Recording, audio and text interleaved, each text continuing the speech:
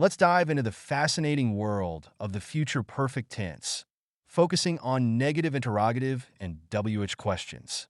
The future perfect tense is used to describe actions that will be completed before a specific point in the future. It's formed using will have followed by the past participle of the verb. Now, let's tackle negative interrogative questions first. These questions are structured to ask if something will not have happened by a certain time. The structure is will not have followed by the subject and the past participle. For example, if I want to ask whether I will not have finished my project by next week, I would say, will I not have finished my project by next week? It's essential to note that in spoken English, we often contract will not to won't.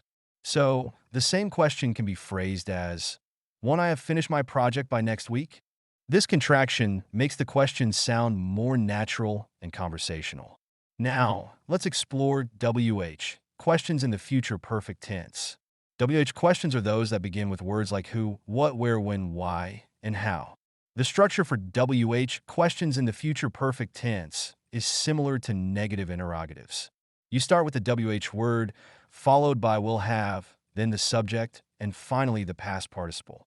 For instance, if I want to ask when I will have completed my assignment, I would say, when will I have completed my assignment? If I want to know who will have finished their work by the deadline, I could ask, who will have finished their work by the deadline? It's interesting to see how these structures allow us to inquire about future actions with a sense of completion. They help us clarify expectations and timelines.